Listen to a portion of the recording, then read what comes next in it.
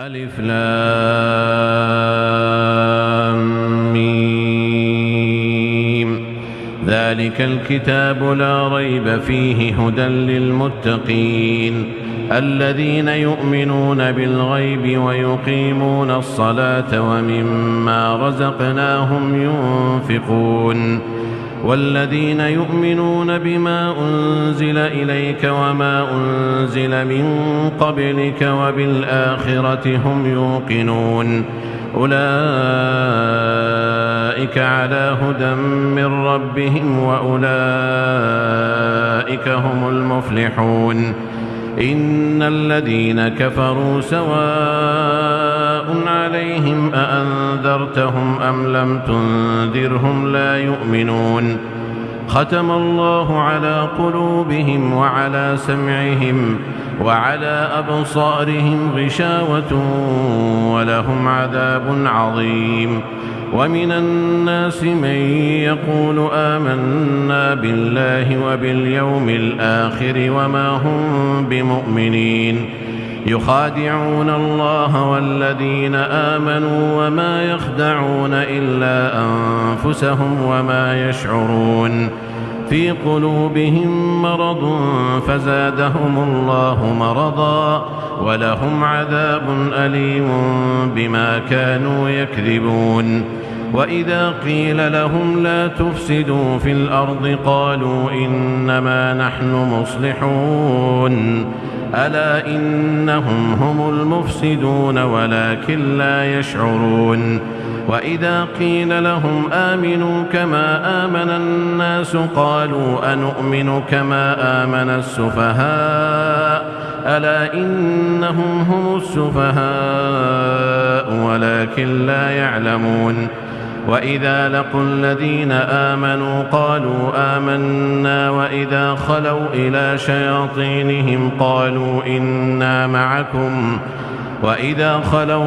شياطينهم قالوا إنا معكم إنما نحن مستهزئون الله يستهزئ بهم ويمدهم في طغيانهم يعمهون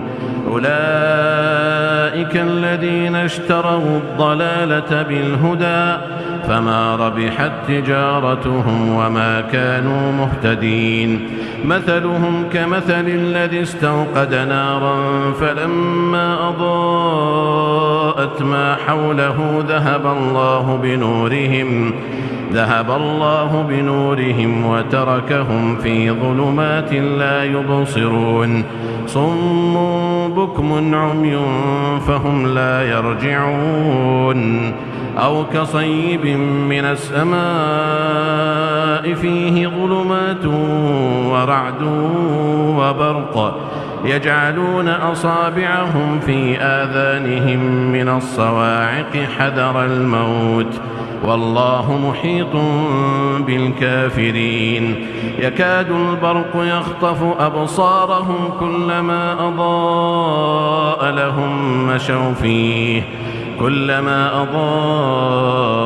لهم مشوا فيه وإذا أظلم عليهم قاموا ولو شاء الله لذهب بسمعهم وأبصارهم إن الله على كل شيء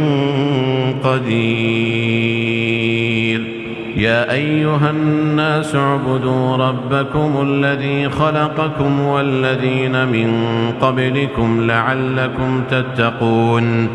الذي جعل لكم الأرض فراشا والسماء بناء وأنزل من السماء ماء فأخرج به من الثمرات رزقا لكم فلا تجعلوا لله أندادا وأنتم تعلمون وإن كنتم في ريب مما نزلنا على عبدنا فأتوا بسورة من مثله وادعوا شهداءكم من دون الله إن كنتم صادقين فإن لم تفعلوا ولن تفعلوا فاتقوا النار التي وقودها الناس والحجارة أعدت للكافرين وبشر الذين آمنوا وعملوا الصالحات أن لهم جنات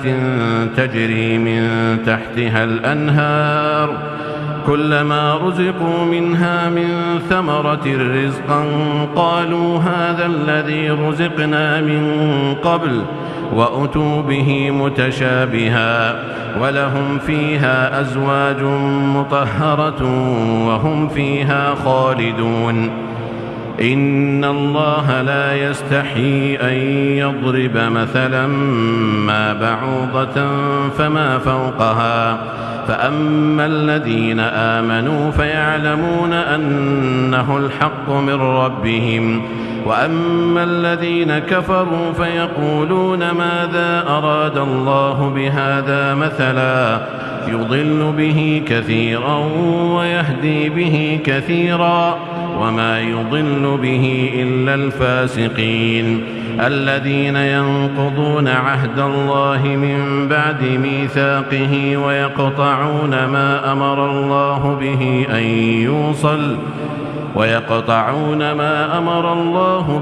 أن يوصل ويفسدون في الأرض أولئك هم الخاسرون كيف تكفرون بالله وكنتم أمواتا فأحياكم ثم يميتكم ثم يحييكم ثم إليه ترجعون هو الذي خلق لكم ما في الأرض جميعا ثم استوى إلى السماء فسواهن 7 سماوات وهو بكل شيء عليم وإذ قال ربك للملائكة إني جاعل في الأرض خليفة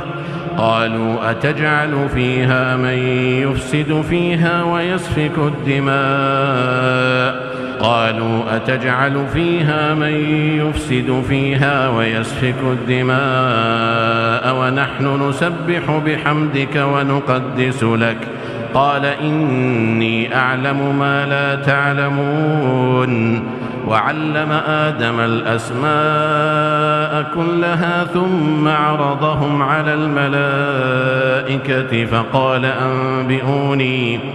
فقال أنبئوني بأسماء هؤلاء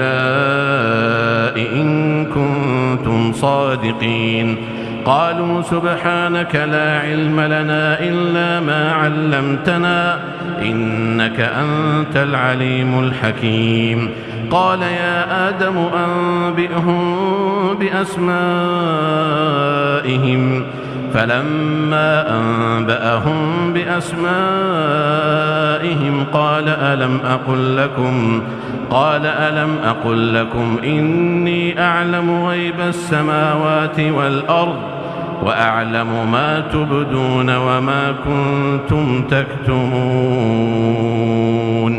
وإذ قلنا للملائكة اسجدوا لآدم فسجدوا إلا إبليس أبى واستكبر وكان من الكافرين وقلنا يا آدم اسكن أنت وزوجك الجنة وكلا منها رغدا حيث شئتما ولا تقربا هذه الشجرة فتكونا من الظالمين فأزلهما الشيطان عنها فأخرجهما مما كانا فيه وقلنا اهبطوا بعضكم لبعض عدو ولكم في الأرض مستقر ومتاع إلى حين فتلقى آدم من ربه كلمات فتاب عليه إنه هو التواب الرحيم قلنا اهبطوا منها جميعا فإما يأتينكم مني هدى فمن تبع هداي فلا خوف عليهم ولا هم يحزنون والذين كفروا وكذبوا بآياتنا أولئك أصحاب النار هم فيها خالدون. يا بني إسرائيل اذكروا نعمتي التي أنعمت عليكم وأوفوا بعهدي أوف بعهدكم وإياي فارهبون. وآمنوا بما أنزلت مصدقا لما معكم ولا تكونوا أول كافر به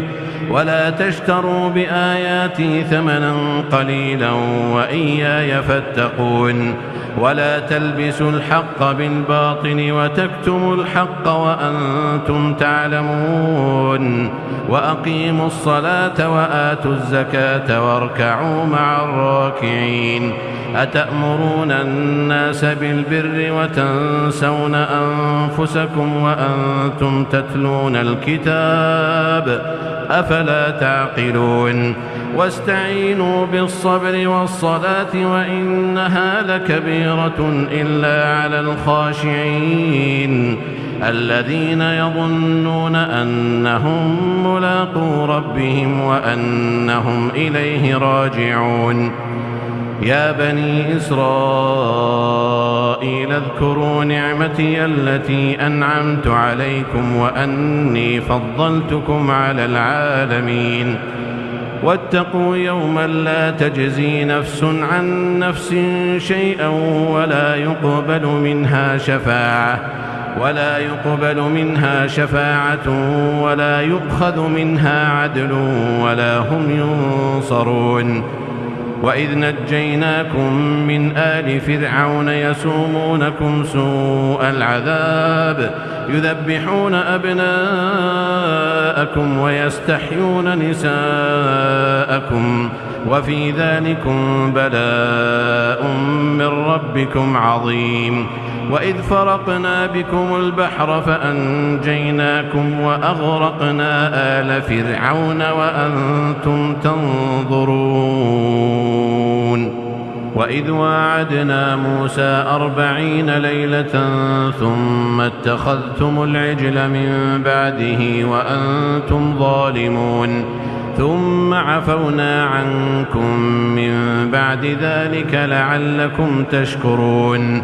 وإذ آتينا موسى الكتاب والفرقان لعلكم تهتدون. وإذ قال موسى لقومه يا قوم إنكم ظلمتم أنفسكم باتخاذكم العجل فتوبوا إلى بارئكم فاقتلوا أنفسكم ذلكم خير لكم عند بارئكم فتاب عليكم إنه هو التواب الرحيم. وإذ قلتم يا موسى لن نؤمن لك حتى نرى الله جهرة فأخذتكم الصاعقة وأنتم تنظرون ثم بعثناكم من بعد موتكم لعلكم تشكرون. وظللنا عليكم الغمام وأنزلنا عليكم المن والسلوى كلوا من طيبات ما رزقناكم وما ظلمونا ولكن كانوا أنفسهم يظلمون. وإذ قلنا ادخلوا هذه القرية فكلوا منها حيث شئتم رغدا وادخلوا الباب سجدا وقولوا حطة نغفر لكم خطاياكم وسنزيد المحسنين. فبدل الذين ظلموا قولا غير الذي قيل لهم فأنزلنا على الذين ظلموا رجزا من السماء بما كانوا يفسقون. وإذ استسقى موسى لقومه فقلنا اضرب بعصاك الحجر فانفجرت منه 12 عينا قد علم كل أناس مشربهم كلوا واشربوا من رزق الله ولا تعثوا في الأرض مفسدين. وإذ قلتم يا موسى لن نصبر على طعام واحد فادع لنا ربك يخرج لنا مما تنبت الأرض من بقلها وقثائها وفومها وعدسها وبصلها. قال أتستبدلون الذي هو أدنى بالذي هو خير؟ اهبطوا مصرا فإن لكم ما سألتم وضربت عليهم الذلة والمسكنة وباءوا بغضب من الله، ذلك بأنهم كانوا يكفرون بآيات الله ويقتلون النبيين بغير الحق، ذلك بما عصوا وكانوا يعتدون. إن الذين آمنوا والذين هادوا والنصارى والصابئين من آمن بالله واليوم الآخر وعمل صالحا فلهم أجرهم عند ربهم ولا خوف عليهم ولا هم يحزنون. وإذ أخذنا ميثاقكم ورفعنا فوقكم الطور خذوا ما آتيناكم بقوة واذكروا ما فيه لعلكم تتقون. ثم توليتم من بعد ذلك فلولا فضل الله عليكم ورحمته لكنتم من الخاسرين. ولقد علمتم الذين اعتدوا منكم في السبت فقلنا لهم كونوا قردة خاسئين فجعلناها نكالا لما بين يديها وما خلفها وموعظة للمتقين. وإذ قال موسى لقومه إن الله يأمركم أن تذبحوا بقرة قالوا أتتخذنا هزوا قال أعوذ بالله أن أكون من الجاهلين. قالوا ادع لنا ربك يبين لنا ما هي قال إنه يقول إنها بقرة لا فارض ولا بكر عوان بين ذلك فافعلوا ما تؤمرون. قالوا ادع لنا ربك يبين لنا ما لونها قال إنه يقول إنها بقرة صفراء فاقع لونها تسر الناظرين. قالوا ادع لنا ربك يبين لنا ما هي إن البقرة شابه علينا وإنا إن شاء الله لمهتدون. قال إنه يقول إنها بقرة لا ذلول تثير الأرض ولا تسقي الحرث مسلمة لا شية فيها. قالوا الآن جئت بالحق فذبحوها وما كادوا يفعلون. وإذ قتلتم نفسا فادارأتم فيها والله مخرج ما كنتم تكتمون. فقلنا اضربوه ببعضها كذلك يحيي الله الموتى ويريكم آياته لعلكم تعقلون. ثم قست قلوبكم من بعد ذلك فهي كالحجارة أو أشد قسوة. وإن من الحجارة لما يتفجر منه الأنهار وإن منها لما يشقق فيخرج منه الماء وإن منها لما يهبط من خشية الله وما الله بغافل عما تعملون. أفتطمعون أن يؤمنوا لكم وقد كان فريق منهم يسمعون كلام الله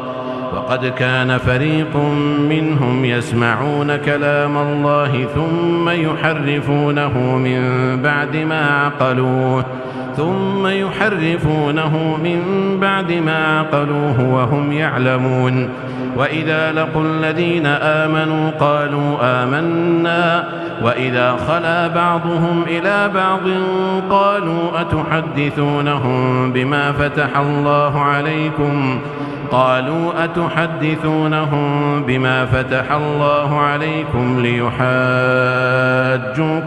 به عند ربكم أفلا تعقلون أولا يعلمون أن الله يعلم ما يسرون وما يعلنون ومنهم أميون لا يعلمون الكتاب إلا أماني وإن هم إلا يظنون فويل للذين يكتبون الكتاب بأيديهم ثم يقولون هذا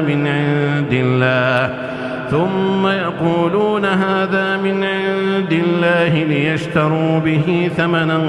قليلا فويل لهم مما كتبت أيديهم وويل لهم مما يكسبون وقالوا لن تمسنا النار إلا أياما معدودة قل أتخذتم عند الله عهدا فلن يخلف الله عهده أم تقولون على الله ما لا تعلمون بلى من كسب سيئة وأحاطت به خطيئته فأولئك أصحاب النار هم فيها خالدون والذين آمنوا وعملوا الصالحات أولئك أصحاب الجنة هم فيها خالدون وإذ أخذنا ميثاق بني إسرائيل لا تعبدون إلا الله وبالوالدين إحسانا وذي القربى واليتامى والمساكين وقولوا للناس حسنا وأقيموا الصلاة وآتوا الزكاة ثم توليتم إلا قليلا منكم وأنتم معرضون وإذ أخذنا ميثاقكم لا تسفكون دماءكم ولا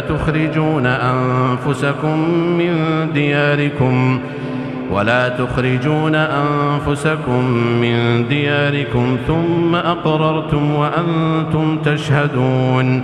ثم أنتم هؤلاء تقتلون أنفسكم وتخرجون فريقا منكم من ديارهم تظاهرون عليهم بالإثم والعدوان وإن يأتوكم أسارى تفادوهم وهو محرم عليكم إخراجهم أفتؤمنون ببعض الكتاب وتكفرون ببعض فما جزاء من يفعل ذلك منكم إلا خزي في الحياة الدنيا ويوم القيامة يردون إلى أشد العذاب وما الله بغافل عما تعملون أولئك الذين اشتروا الحياة الدنيا بالآخرة فلا يخفف عنهم العذاب ولا هم ينصرون ولقد آتينا موسى الكتاب وقفينا من بعده بالرسل وآتينا عيسى ابن مريم البينات وأيدناه بروح القدس أفكلما جاءكم رسول بما لا تهوى أنفسكم استكبرتم ففريقا كذبتم وفريقا تقتلون وقالوا قلوبنا غلف بل لعنهم الله بكفرهم فقليلا ما يؤمنون ولما جاءهم كتاب من عند الله مصدق لما معهم وكانوا من قبل يستفتحون على الذين كفروا فلما جاءهم ما عرفوا كفروا به فلعنة الله على الكافرين بئس ما اشتروا به أنفسهم أن يكفروا بما أنزل الله بغيا أن ينزل الله من فضله على من يشاء من عباده فباءوا بغضب على غضب وللكافرين عذاب مهين وإذا قيل لهم آمنوا بما أنزل الله قالوا نؤمن بما أنزل علينا ويكفرون بما وراءه وهو الحق مصدقا لما معهم. قل فلم تقتلون أنبياء الله من قبل إن كنتم مؤمنين. ولقد جاءكم موسى بالبينات ثم اتخذتم العجل من بعده وأنتم ظالمون. وإذ أخذنا ميثاقكم ورفعنا فوقكم الطور خذوا ما آتيناكم بقوة واسمعوا. قالوا سمعنا وعصينا وأشربوا في قلوبهم العجل بكفرهم. قل بئس ما يأمركم به إيمانكم إن كنتم مؤمنين. قل إن كانت لكم الدار الآخرة عند الله خالصة من دون الناس فتمنوا الموت إن كنتم صادقين. ولن يتمنوه أبدا بما قدمت أيديهم والله عليم بالظالمين. ولتجدنهم أحرص الناس على حياة ومن الذين أشركوا يود أحدهم لو يعمر 1000 سنة وما هو بمزحزحه من العذاب أن يعمر والله بصير بما يعملون. قل من كان عدوا لجبريل فإنه نزله على قلبك بإذن الله مصدقا لما بين يديه وهدى وبشرى للمؤمنين. من كان عدوا لله وملائكته ورسله وجبريل وميكال فإن الله عدو للكافرين. ولقد أنزلنا إليك آيات بينات وما يكفر بها إلا الفاسقون. أوكلما عاهدوا عهدا نبذه فريق منهم بل أكثرهم لا يؤمنون. ولما جاءهم رسول من عند الله مصدق لما معهم نبذ فريق من الذين أوتوا الكتاب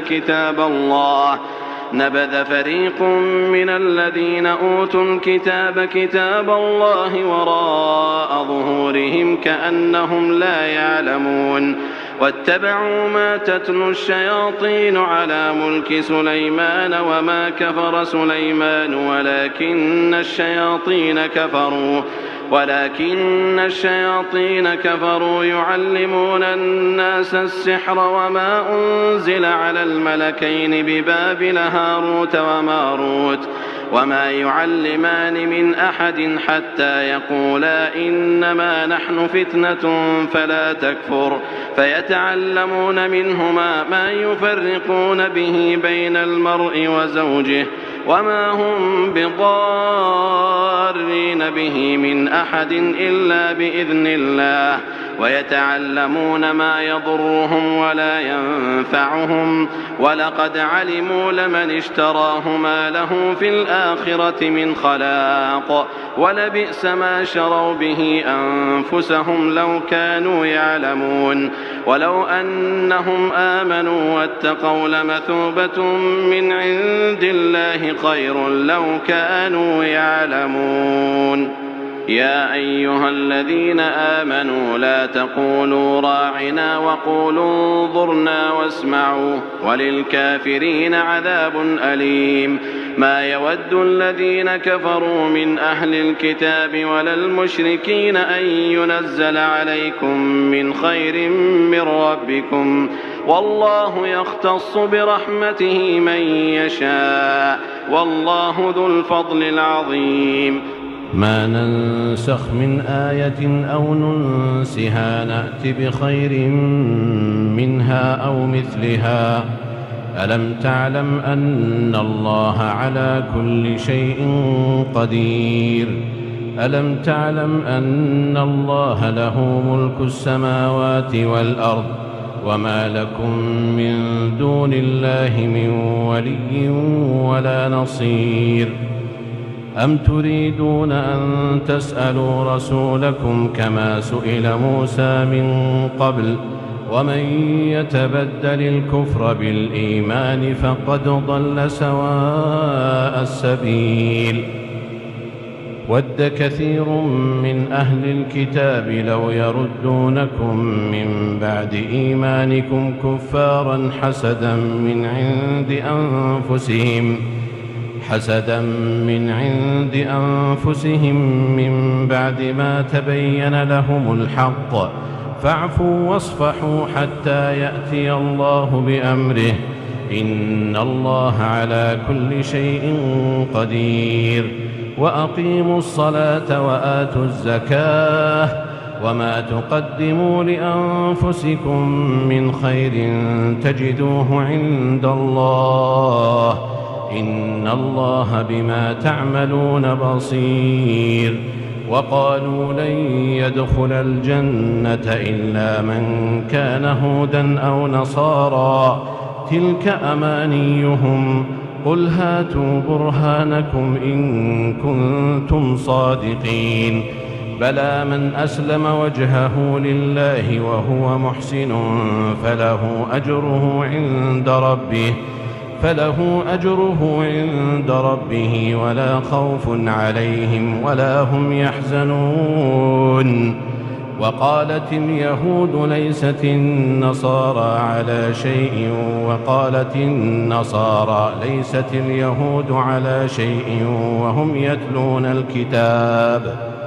كذلك قال الذين لا يعلمون مثل قولهم فالله يحكم بينهم يوم القيامة فيما كانوا فيه يختلفون ومن أظلم ممن منع مساجد الله أن يذكر فيها اسمه وسعى في خرابها أولئك ما كان لهم أن يدخلوها إلا خائفين لهم في الدنيا خزي ولهم في الآخرة عذاب عظيم ولله المشرق والمغرب فأينما تولوا فثم وجه الله إن الله واسع عليم وقالوا اتخذ الله ولدا سبحانه بل له ما في السماوات والأرض كل له قانتون بديع السماوات والأرض وإذا قضى أمرا فإنما يقول له كن فيكون وقال الذين لا يعلمون لولا يكلمنا الله أو تأتينا آية كذلك قال الذين من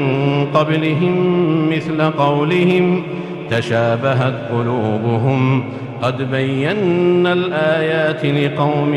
يوقنون إنا أرسلناك بالحق بشيرا ونذيرا ولا تسأل عن أصحاب الجحيم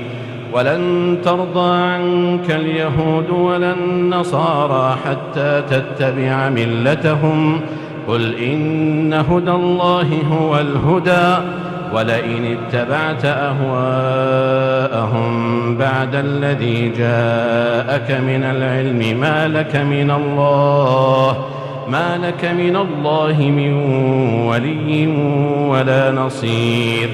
الذين آتيناهم الكتاب يتلونه حق تلاوته أولئك يؤمنون به ومن يكفر به فأولئك هم الخاسرون يا بني إسرائيل اذكروا نعمتي التي أنعمت عليكم وأني فضلتكم على العالمين واتقوا يوما لا تجزي نفس عن نفس شيئا ولا يقبل منها عدل ولا تنفعها شفاعة ولا هم ينصرون وإذ ابتلى إبراهيم ربه بكلمات فأتمهن قال إني جاعلك للناس إماما قال ومن ذريتي قال لا ينال عهد الظالمين وإذ جعلنا البيت مثابة للناس وأمنا واتخذوا من مقام إبراهيم مصلى وعهدنا إلى إبراهيم وإسماعيل أن طهرا بيتي للطائفين والعاكفين والركع السجود وإذ قال إبراهيم رب اجعل هذا بلدا آمنا وارزق أهله من الثمرات من آمن منهم بالله واليوم الآخر قال ومن كفر فأمتعه قليلا ثم أضطره إلى عذاب النار وبئس المصير وإذ يرفع إبراهيم القواعد من البيت وإسماعيل ربنا تقبل منا إنك أنت السميع العليم ربنا واجعلنا مسلمين لك ومن ذريتنا أمة مسلمة لك وأرنا مناسكنا وتب علينا إنك أنت التواب الرحيم ربنا وابعث فيهم رسولا منهم يتلو عليهم آياتك ويعلمهم الكتاب والحكمة ويزكيهم إنك أنت العزيز الحكيم ومن يرغب عن ملة إبراهيم إلا من سفه نفسه ولقد اصطفيناه في الدنيا وإنه في الآخرة لمن الصالحين إذ قال له ربه أسلم قال أسلمت لرب العالمين ووصى بها إبراهيم بنيه ويعقوب يا بني إن الله اصطفى لكم الدين فلا تموتن إلا وأنتم مسلمون أم كنتم شهداء إذ حضر يعقوب الموت إذ قال لبنيه ما تعبدون من بعدي قالوا نعبد إلهك وإله آبائك إبراهيم وإسماعيل وإسحاق إلها واحدا ونحن له مسلمون تلك أمة قد خلت لها ما كسبت ولكم ما كسبتم ولا تسألون عما كانوا يعملون وقالوا كونوا هودا أو نصارى تهتدوا قل بل ملة إبراهيم حنيفا وما كان من المشركين قولوا آمنا بالله وما أنزل إلينا وما أنزل إلى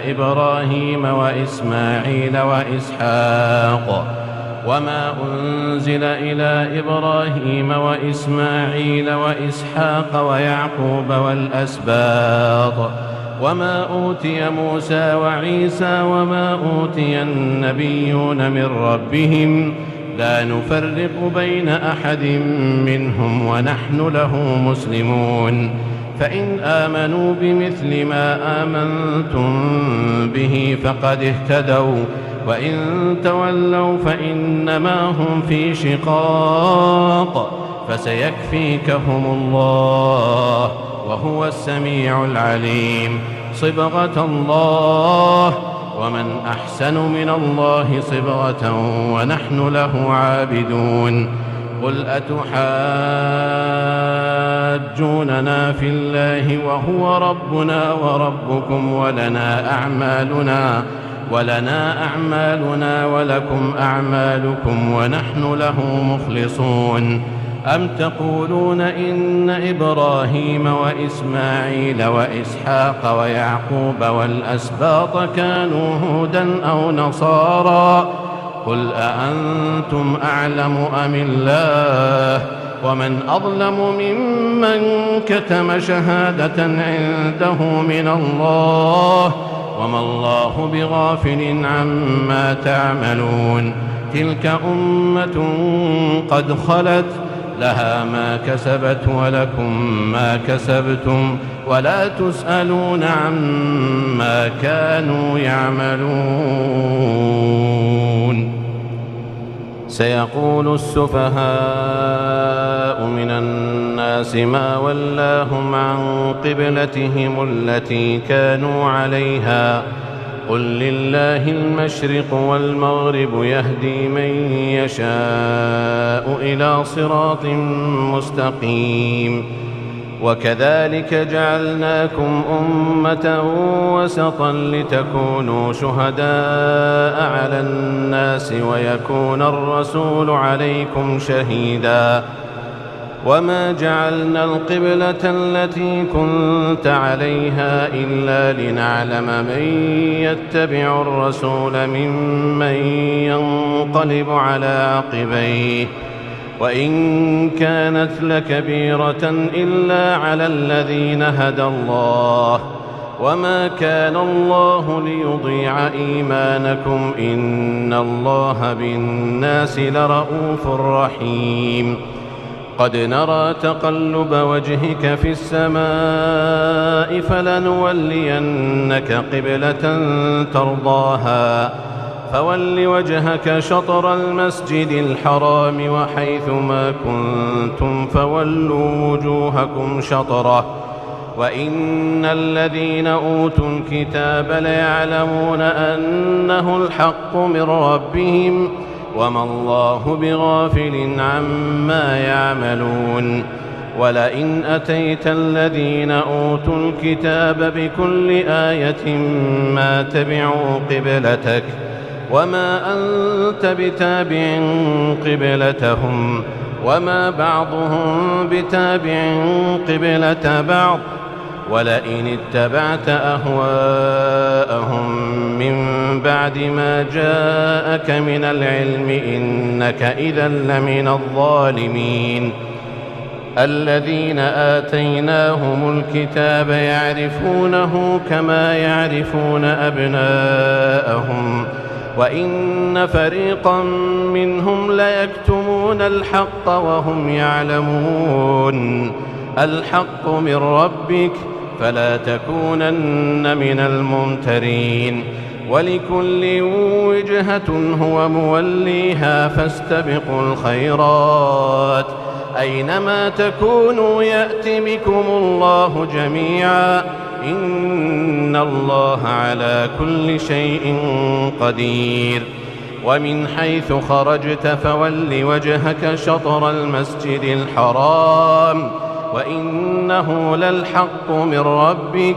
وما الله بغافل عما تعملون ومن حيث خرجت فول وجهك شطر المسجد الحرام وحيث ما كنتم فولوا وجوهكم شطره لئلا يكون للناس عليكم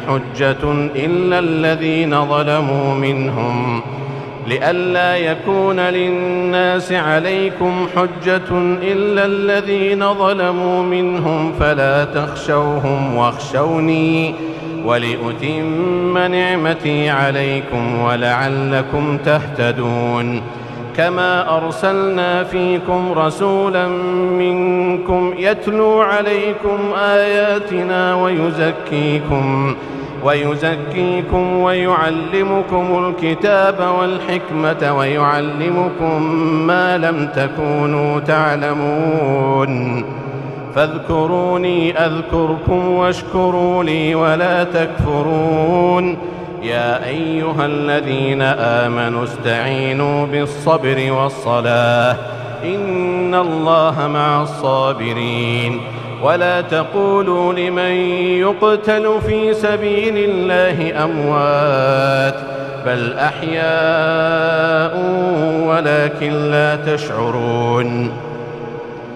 ولنبلونكم بشيء من الخوف والجوع ونقص من الأموال والأنفس والثمرات وبشر الصابرين الذين إذا أصابتهم مصيبة قالوا إنا لله وإنا إليه راجعون أولئك عليهم صلوات من ربهم ورحمة وأولئك هم المهتدون إن الصفا والمروة من شعائر الله فمن حج البيت أو اعتمر فلا جناح عليه أن يطوف بهما ومن تطوع خيرا فإن الله شاكر عليم إن الذين يكتمون ما أنزلنا من البينات والهدى من بعد ما بيناه للناس في الكتاب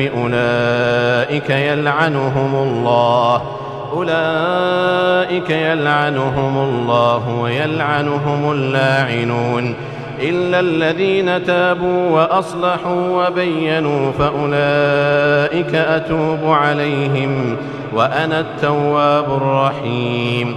إن الذين كفروا وماتوا وهم كفار أولئك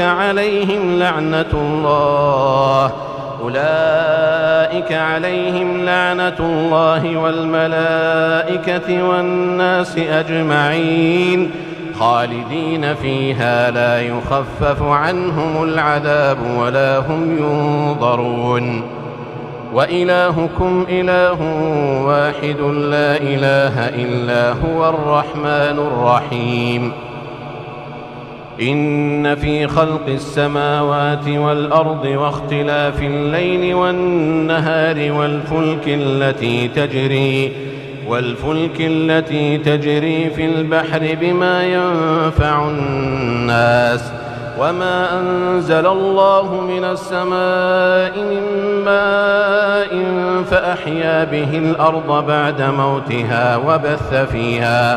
وبث فيها من كل دابة وتصريف الرياح والسحاب المسخر بين السماء والأرض لآيات لقوم يعقلون ومن الناس من يتخذ من دون الله أندادا يحبونهم كحب الله والذين آمنوا أشد حبا لله ولو يرى الذين ظلموا إذ يرون العذاب أن القوة لله جميعا وأن الله شديد العذاب إذ تبرأ الذين اتبعوا من الذين اتبعوا ورأوا العذاب وتقطعت بهم الأسباب وقال الذين اتبعوا لو أن لنا كرة فنتبرأ منهم كما تبرأوا منا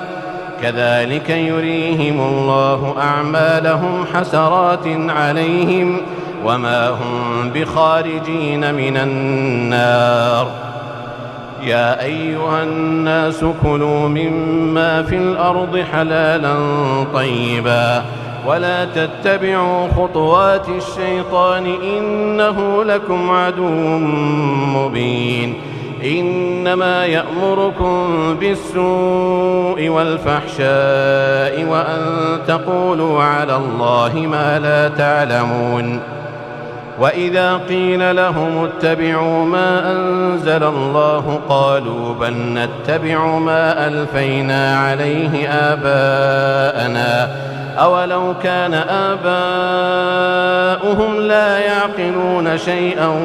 ولا يهتدون ومثل الذين كفروا كمثل الذي ينعق بما لا يسمع إلا دعاء ونداء صم بكم عمي فهم لا يعقلون. يا أيها الذين آمنوا كلوا من طيبات ما رزقناكم واشكروا لله إن كنتم إياه تعبدون. إنما حرم عليكم الميتة والدم ولحم الخنزير وما أهل به لغير الله، فمن اضطر غير باغ ولا عاد فلا إثم عليه، إن الله غفور رحيم. إن الذين يكتمون ما أنزل الله من الكتاب ويشترون به ثمنا قليلا أولئك ما يأكلون في بطونهم إلا النار، ولا يكلمهم الله يوم القيامة ولا يزكيهم ولهم عذاب أليم. أولئك الذين اشتروا الضلالة بالهدى والعذاب بالمغفرة، فما أصبرهم على النار، ذلك بأن الله نزل الكتاب بالحق وإن الذين اختلفوا في الكتاب لفي شقاق بعيد. ليس البر أن تولوا وجوهكم قبل المشرق والمغرب ولكن البر من آمن بالله واليوم الآخر والملائكة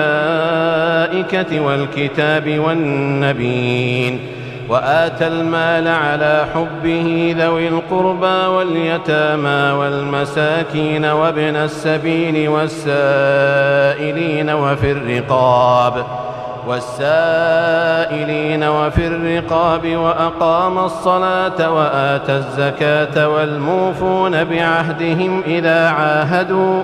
والصابرين في البأساء والضراء وحين البأس، أولئك الذين صدقوا وأولئك هم المتقون. يا أيها الذين آمنوا كتب عليكم القصاص في القتلى، الحر بالحر والعبد بالعبد والأنثى بالأنثى، فمن عفي له من أخيه شيء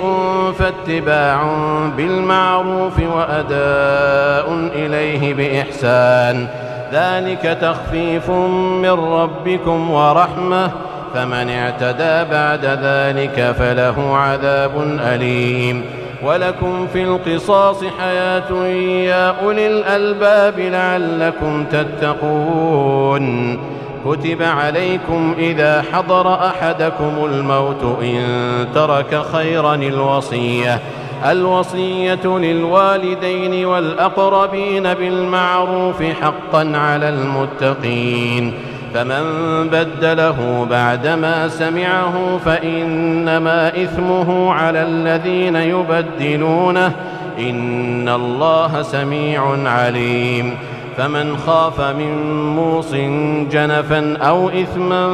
فأصلح بينهم فلا إثم عليه، إن الله غفور رحيم. يا أيها الذين آمنوا كتب عليكم الصيام كما كتب على الذين من قبلكم لعلكم تتقون، أياما معدودات، فمن كان منكم مريضا أو على سفر فعدة من أيام أخر، وعلى الذين يطيقونه فدية طعام مسكين، فمن تطوع خيرا فهو خير له، وأن تصوموا خير لكم إن كنتم تعلمون. شهر رمضان الذي أنزل فيه القرآن هدى للناس وبينات من الهدى والفرقان، فمن شهد منكم الشهر فليصم، ومن كان مريضا أو على سفر فعدة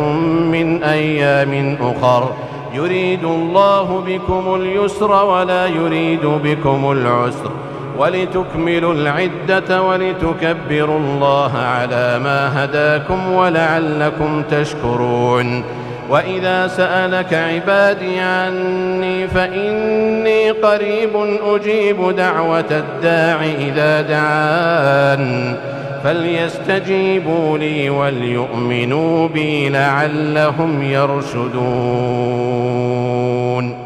أحل لكم ليلة الصيام الرفث إلى نسائكم هن لباس لكم وأنتم لباس لهن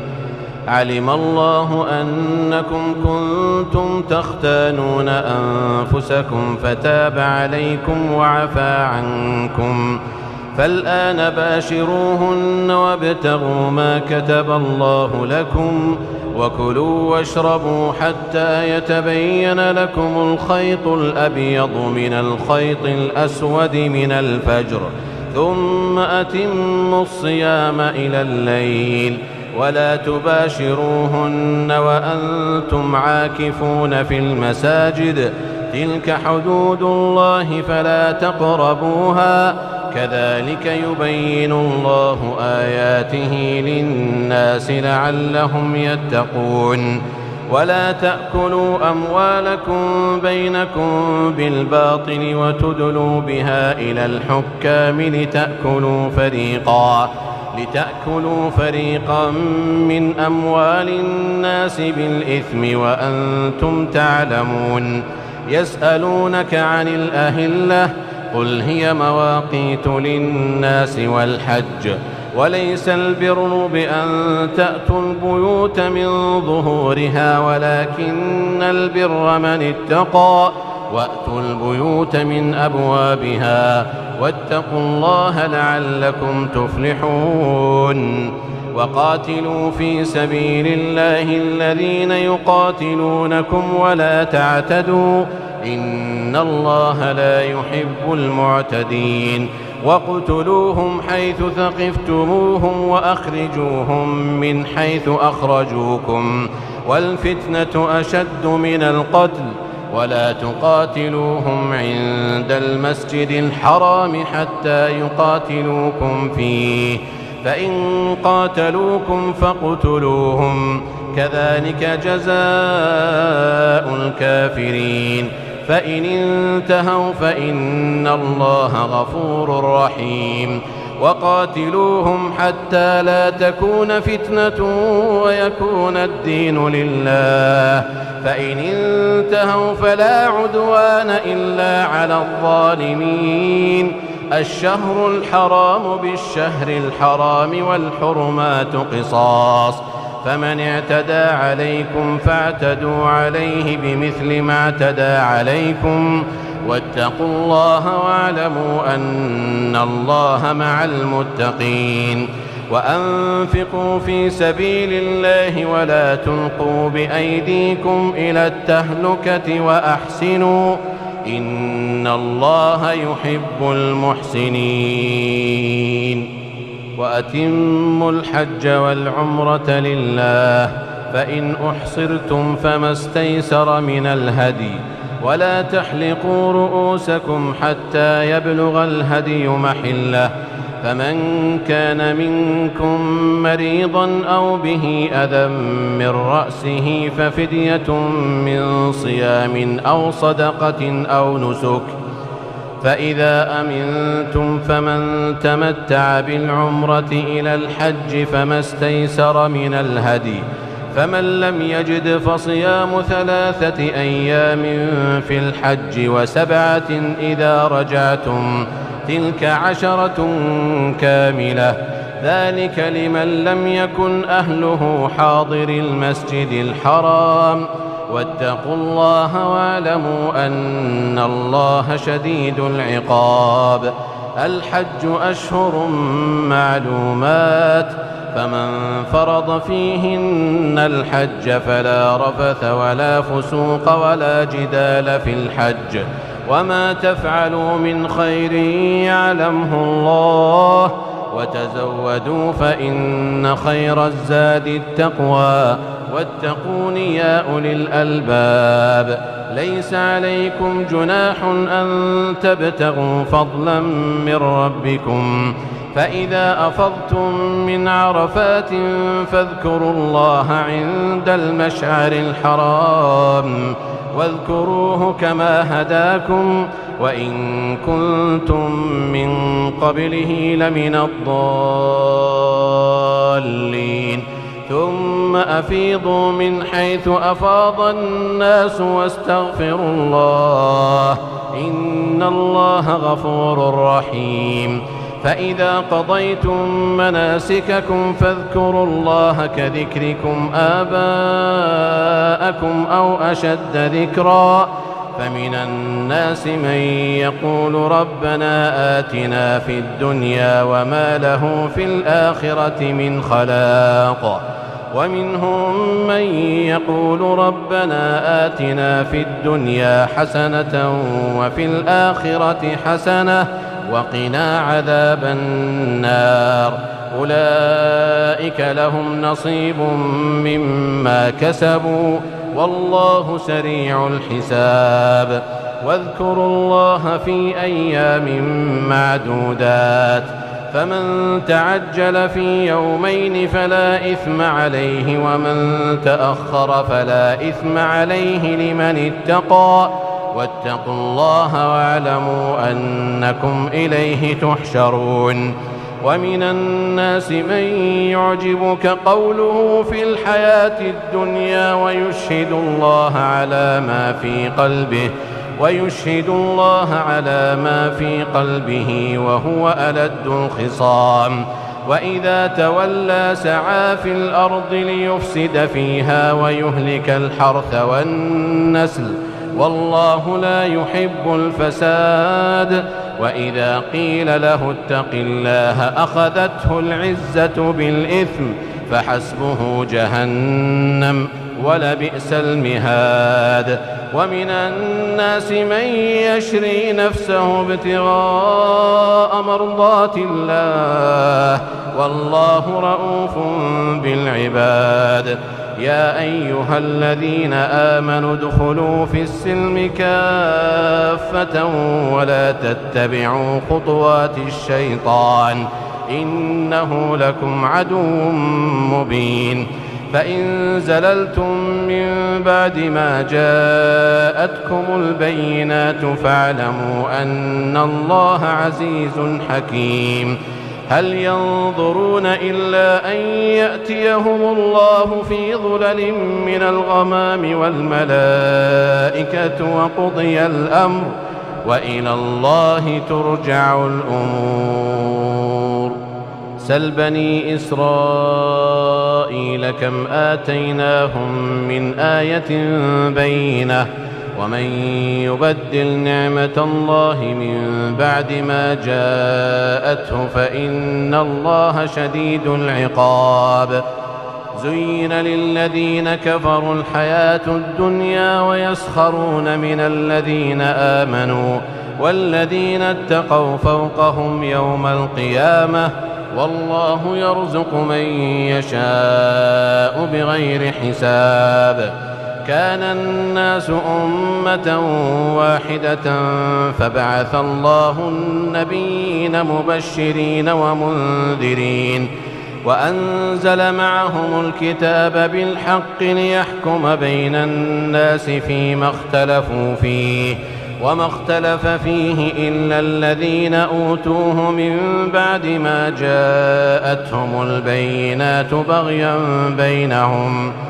فهدى الله الذين آمنوا لما اختلفوا فيه من الحق بإذنه والله يهدي من يشاء إلى صراط مستقيم. أم حسبتم أن تدخلوا الجنة ولما يأتكم مثل الذين خلوا من قبلكم مستهم البأساء والضراء وزلزلوا حتى يقول الرسول والذين آمنوا معه متى نصر الله ألا إن نصر الله قريب يسألونك ماذا ينفقون قل ما أنفقتم من خير فللوالدين والأقربين واليتامى والمساكين وابن السبيل وما تفعلوا من خير فإن الله به عليم كتب عليكم القتال وهو كره لكم وعسى أن تكرهوا شيئا وهو خير لكم وعسى أن تحبوا شيئا وهو شر لكم والله يعلم وأنتم لا تعلمون يسألونك عن الشهر الحرام قتال فيه قل قتال فيه كبير وصد عن سبيل الله وكفر به والمسجد الحرام وإخراج أهله منه أكبر عند الله والفتنة أكبر من القتل ولا يزالون يقاتلونكم حتى يردوكم عن دينكم إن استطاعوا ومن يرتدد منكم عن دينه فيمت وهو كافر فأولئك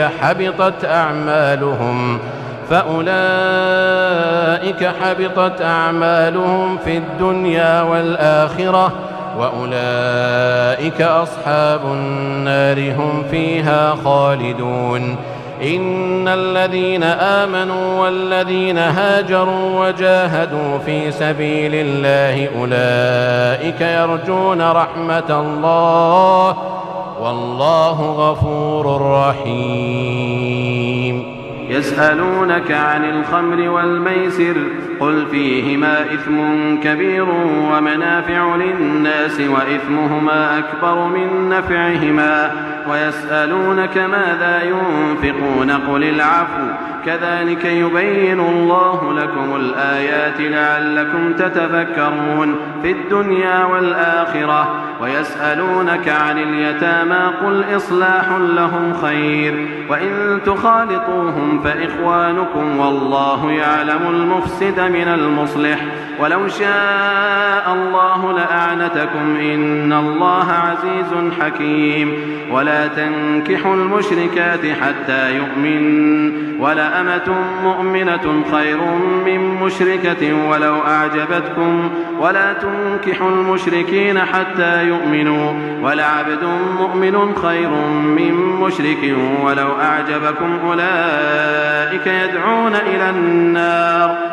والله يدعو إلى الجنة والمغفرة بإذنه ويبين آياته للناس لعلهم يتذكرون ويسألونك عن المحيض قل هو أذى فاعتزلوا النساء في المحيض ولا تقربوهن حتى يطهرن فإذا تطهرن فأتوهن من حيث أمركم الله إن الله يحب التوابين ويحب المتطهرين نساؤكم حرث لكم فأتوا حرثكم أنى شئتم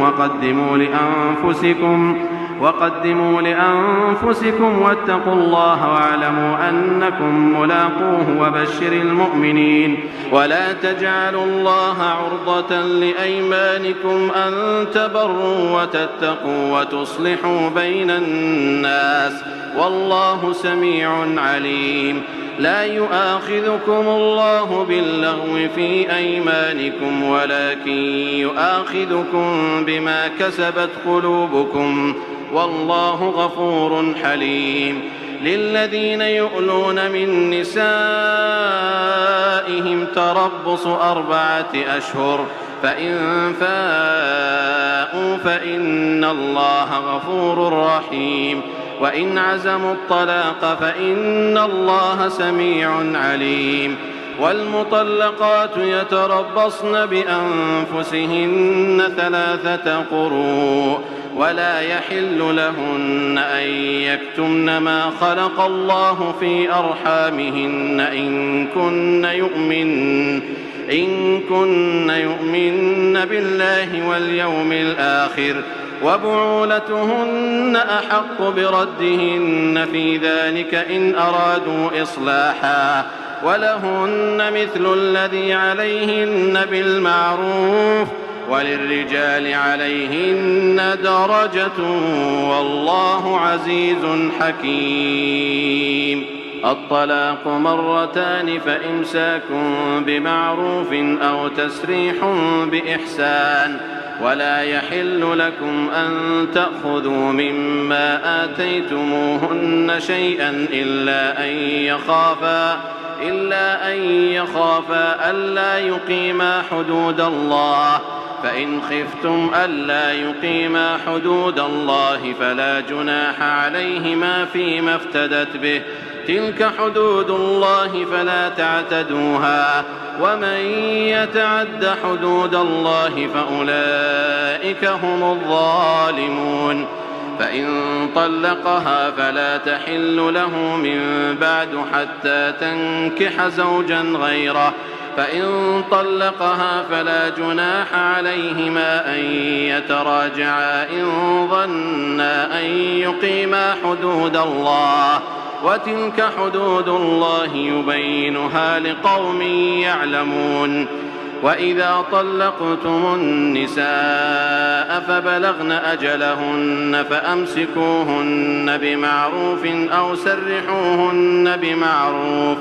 ولا تمسكوهن ضرارا لتعتدوا ومن يفعل ذلك فقد ظلم نفسه ولا تتخذوا آيات الله هزوا واذكروا نعمة الله عليكم وما أنزل عليكم من الكتاب والحكمة يعظكم به واتقوا الله واعلموا أن الله بكل شيء عليم. وإذا طلقتم النساء فبلغن أجلهن فلا تعضلوهن أن ينكحن أزواجهن إذا تراضوا بينهم بالمعروف ذلك يوعظ به من كان منكم يؤمن بالله واليوم الآخر ذلكم أزكى لكم وأطهر والله يعلم وأنتم لا تعلمون. والوالدات يرضعن أولادهن حولين كاملين لمن أراد أن يتم الرضاعة وعلى المولود له رزقهن وكسوتهن بالمعروف لا تكلف نفس إلا وسعها لا تضار والدة بولدها ولا مولود له بولده وعلى الوارث مثل ذلك فإن أرادا فصالا عن تراض منهما وتشاور فلا جناح عليهما. وإن أردتم أن تسترضعوا أولادكم فلا جناح عليكم إذا سلمتم ما آتيتم بالمعروف واتقوا الله واعلموا أن الله بما تعملون بصير. والذين يتوفون منكم ويذرون أزواجا يتربصن بأنفسهن 4 أشهر وعشرا فإذا بلغن أجلهن فلا جناح عليكم فيما فعلن في أنفسهن بالمعروف والله بما تعملون خبير. ولا جناح عليكم فيما عرضتم به من خطبة النساء أو أكننتم في أنفسكم علم الله أنكم ستذكرونهن ولكن لا تواعدوهن سرا إلا أن تقولوا قولا معروفا ولا تعزموا عقدة النكاح حتى يبلغ الكتاب أجله واعلموا أن الله يعلم ما في أنفسكم فاحذروه واعلموا أن الله غفور حليم. لا جناح عليكم إن طلقتم النساء ما لم تمسوهن أو تفرضوا لهن فريضة ومتعوهن على الموسع قدره وعلى المقتر قدره متاعا بالمعروف حقا على المحسنين. وإن طلقتموهن من قبل أن تمسوهن وقد فرضتم لهن فريضة فنصف ما فرضتم إلا أن يعفون أو يعفو الذي بيده عقدة النكاح وأن تعفوا أقرب للتقوى ولا تنسوا الفضل بينكم إن الله بما تعملون بصير. حافظوا على الصلوات والصلاة الوسطى وقوموا لله قانتين. فإن خفتم فرجالا أو ركبانا فإذا أمنتم فاذكروا الله كما علمكم ما لم تكونوا تعلمون. والذين يتوفون منكم ويذرون أزواجا وصية لأزواجهم متاعا إلى الحول غير إخراج فإن خرجن فلا جناح عليكم فيما فعلن في أنفسهن من معروف والله عزيز حكيم. وللمطلقات متاع بالمعروف حقا على المتقين كذلك يبين الله لكم آياته لعلكم تعقلون. ألم تر إلى الذين خرجوا من ديارهم وهم ألوف حذر الموت فقال لهم الله موتوا ثم أحياهم إن الله لذو فضل على الناس ولكن أكثر الناس لا يشكرون. وقاتلوا في سبيل الله واعلموا أن الله سميع عليم. من ذا الذي يقرض الله قرضا حسنا فيضاعفه له أضعافا كثيرة والله يقبض ويبسط وإليه ترجعون. ألم تر إلى الملأ من بني إسرائيل من بعد موسى إذ قالوا لنبي لهم ابعث لنا ملكا نقاتل في سبيل الله قال هل عسيتم إن كتب عليكم القتال ألا تقاتلوا قالوا وما لنا ألا نقاتل في سبيل الله وقد أخرجنا من ديارنا وأبنائنا فلما كتب عليهم القتال تولوا إلا قليلا منهم والله عليم بالظالمين. وقال لهم نبيهم إن الله قد بعث لكم طالوت ملكا قالوا أنى يكون له الملك علينا ونحن أحق بالملك منه ولم يؤت سعة من المال قال إن الله اصطفاه عليكم وزاده بسطة في العلم والجسم والله يؤتي ملكه من يشاء والله واسع عليم. وقال لهم نبيهم إن آية ملكه أن يأتيكم التابوت فيه سكينة من ربكم وبقية مما ترك آل موسى وآل هارون تحمله الملائكة إن في ذلك لآية لكم إن كنتم مؤمنين. فلما فصل طالوت بالجنود قال إن الله مبتليكم بنهر فمن شرب منه فليس مني ومن لم يطعمه فإنه مني إلا من اغترف غرفة بيده فشربوا منه إلا قليلا منهم فلما جاوزه هو والذين آمنوا معه قالوا لا طاقة لنا اليوم بجالوت وجنوده قال الذين يظنون أنهم ملاقوا الله كم من فئة قليلة غلبت فئة كثيرة بإذن الله والله مع الصابرين. ولما برزوا لجالوت وجنوده قالوا ربنا أفرغ علينا صبرا وثبت أقدامنا وانصرنا على القوم الكافرين فهزموهم بإذن الله وقتل داود جالوت وآتاه الله الملك والحكمة وعلمه مما يشاء ولولا دفع الله الناس بعضهم ببعض لفسدت الأرض ولكن الله ذو فضل على العالمين تلك آيات الله نتلوها عليك بالحق وإنك لمن المرسلين تلك الرسل فضلنا بعضهم على بعض منهم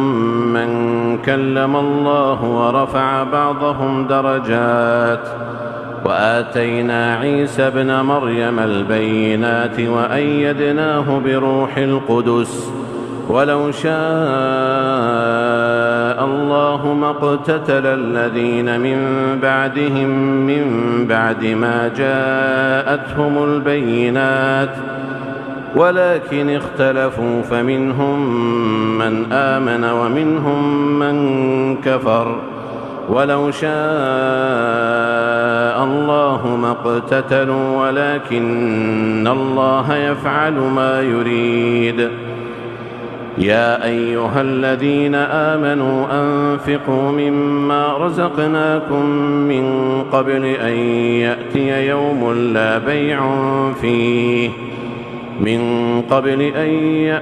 يوم لا بيع فيه ولا خلة ولا شفاعة والكافرون هم الظالمون الله لا إله إلا هو الحي القيوم لا تأخذه سنة ولا نوم له ما في السماوات وما في الأرض من ذا الذي يشفع عنده إلا بإذنه يعلم ما بين أيديهم وما خلفهم ولا يحيطون بشيء من علمه إلا بما شاء وسع كرسيه السماوات والأرض ولا يؤوده حفظهما وهو العلي العظيم لا إكراه في الدين قد تبين الرشد من الغي فمن يكفر بالطاغوت ويؤمن بالله فقد استمسك بالعروة الوثقى لا انفصام لها والله سميع عليم الله ولي الذين آمنوا يخرجهم من الظلمات إلى النور والذين كفروا أولياؤهم الطاغوت يخرجونهم من النور إلى الظلمات أولئك أصحاب النار هم فيها خالدون ألم تر إلى الذي حاج إبراهيم في ربه أن آتاه الله الملك إذ قال إبراهيم ربي الذي يحيي ويميت قال أنا أحيي وأميت قال إبراهيم فإن الله يأتي بالشمس من المشرق فأت بها من المغرب فبهت الذي كفر والله لا يهدي القوم الظالمين أو كالذي مر على قرية وهي خاوية على عروشها قال أنى يحيي هذه الله بعد موتها فأماته الله 100 عام ثم بعثه قال كم لبثت قال لبثت يوما قال كم لبثت قال لبثت يوما أو بعض يوم قال بل لبثت 100 عام فانظر إلى طعامك وشرابك لم يتسنه وانظر إلى حمارك ولنجعلك آية للناس وانظر إلى العظام كيف ننشزها ثم نكسوها لحما فلما تبين له قال أعلم أن الله على كل شيء قدير وإذ قال إبراهيم رب أرني كيف تحيي الموتى قال أولم تؤمن قال بلى ولكن ليطمئن قلبي قال فخذ 4 من الطير فصرهن إليك ثم اجعل على كل جبل منهن جزءا ثم ادعهن يأتينك سعيا واعلم أن الله عزيز حكيم مثل الذين ينفقون أموالهم في سبيل الله كمثل حبة أنبتت 7 سنابل في كل سنبلة 100 حبة والله يضاعف لمن يشاء والله واسع عليم الذين ينفقون أموالهم في سبيل الله ثم لا يتبعون ما أنفقوا منا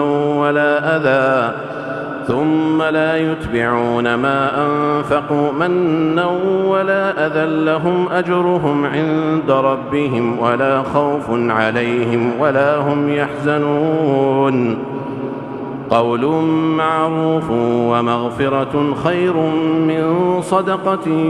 يتبعها أذى والله غني حليم يا أيها الذين آمنوا لا تبطلوا صدقاتكم بالمن والأذى كالذي ينفق ماله رئاء الناس ولا يؤمن بالله واليوم الآخر فمثله كمثل صفوان عليه تراب فأصابه وابل فتركه صلدا لا يقدرون على شيء مما كسبوا والله لا يهدي القوم الكافرين ومثل الذين ينفقون أموالهم ابتغاء مرضات الله وتثبيتا من أنفسهم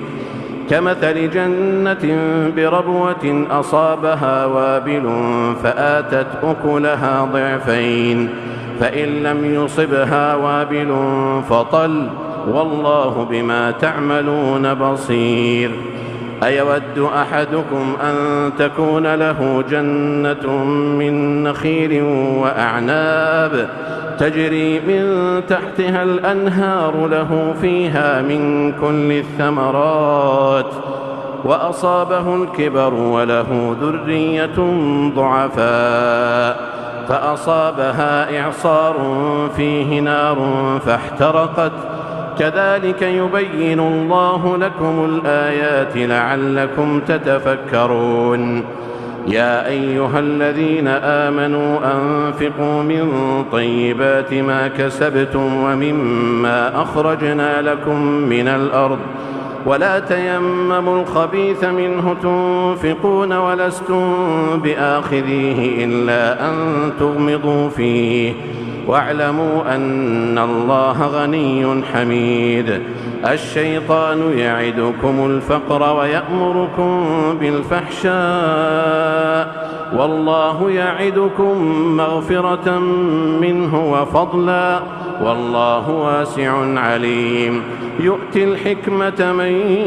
يشاء ومن يؤت الحكمة فقد أوتي خيرا كثيرا وما يذكر إلا أولو الألباب وما أنفقتم من نفقة أو نذرتم من نذر فإن الله يعلمه وما للظالمين من أنصار إن تبدوا الصدقات فنعما هي وإن تخفوها وتؤتوها الفقراء فهو خير لكم ويكفر عنكم من سيئاتكم والله بما تعملون خبير ليس عليك هداهم ولكن الله يهدي من يشاء وما تنفقوا من خير فلأنفسكم وما تنفقون إلا ابتغاء وجه الله وما تنفقوا من خير يوفى إليكم وأنتم لا تظلمون للفقراء الذين أحصروا في سبيل الله لا يستطيعون ضربا في الأرض يحسبهم الجاهل أغنياء من التعفف تعرفهم بسيماهم لا يسألون الناس إلحافا وما تنفقوا من خير فإن الله به عليم الذين ينفقون أموالهم بالليل والنهار سرا وعلانية فلهم أجرهم عند ربهم ولا خوف عليهم ولا هم يحزنون الذين يأكلون الربا لا يقومون إلا كما يقوم الذي يتخبطه الشيطان من المس ذلك بأنهم قالوا إنما البيع مثل الربا وأحل الله البيع وحرم الربا فمن جاءه موعظة من ربه فانتهى فله ما سلف وأمره إلى الله ومن عاد فأولئك أصحاب النار هم فيها خالدون يمحق الله الربا ويربي الصدقات والله لا يحب كل كفار أثيم إن الذين آمنوا وعملوا الصالحات وأقاموا الصلاة وآتوا الزكاة لهم أجرهم عند ربهم ولا خوف عليهم ولا هم يحزنون يا أيها الذين آمنوا اتقوا الله وذروا ما بقي من الربا إن كنتم مؤمنين فإن لم تفعلوا فأذنوا بحرب من الله ورسوله وإن تبتم فلكم رؤوس أموالكم لا تظلمون ولا تظلمون وإن كان ذو عسرة فنظرة إلى ميسرة وأن تصدقوا خير لكم إن كنتم تعلمون واتقوا يوما ترجعون فيه إلى الله ثم توفى كل نفس ما كسبت وهم لا يظلمون يا أيها الذين آمنوا إذا تداينتم بدين إلى أجل مسمى فاكتبوه وليكتب بينكم كاتب بالعدل ولا يأب كاتب أن يكتب كما علمه الله فليكتب وليملل الذي عليه الحق وليتق الله ربه ولا يبخس منه شيئا فإن كان الذي عليه الحق سفيها أو ضعيفا أو لا يستطيع أن يمل هو فليملل وليه بالعدل واستشهدوا شهيدين من رجالكم فإن لم يكونا رجلين فرجل وامرأتان ممن ترضون من الشهداء أن تضل إحداهما فتذكر إحداهما الأخرى ولا يأبى الشهداء إذا ما دعوا ولا تسأموا أن تكتبوه صغيرا أو كبيرا إلى أجله ذلكم أقسط عند الله وأقوم للشهادة وأدنى ألا ترتابوا إلا أن تكون تجارة حاضرة تديرونها بينكم فليس عليكم جناح ألا تكتبوها وأشهدوا إذا تبايعتم ولا يضار كاتب ولا شهيد وإن تفعلوا فإنه فسوق بكم واتقوا الله ويعلمكم الله والله بكل شيء عليم وإن كنتم على سفر ولم تجدوا كاتبا فرهان مقبوضة فإن أمن بعضكم بعضا فليؤدي الذي اؤتمن أمانته وليتق الله ربه ولا تكتموا الشهادة ومن يكتمها فإنه آثم قلبه والله بما تعملون عليم. لله ما في السماوات وما في الأرض وإن تبدوا ما في أنفسكم أو تخفوه يحاسبكم به الله فيغفر لمن يشاء ويعذب من يشاء والله على كل شيء قدير. آمن الرسول بما أنزل إليه من ربه والمؤمنون كل آمن بالله وملائكته وكتبه ورسله لا نفرق بين أحد من رسله وقالوا سمعنا وأطعنا غفرانك ربنا وإليك المصير. لا يكلف الله نفسا إلا وسعها لها ما كسبت وعليها ما اكتسبت ربنا لا تؤاخذنا إن نسينا أو أخطأنا ربنا ولا تحمل علينا إصرا كما حملته على الذين من قبلنا ربنا ولا تحملنا ما لا طاقة لنا به واعف عنا واغفر لنا وارحمنا أنت مولانا فانصرنا على القوم الكافرين.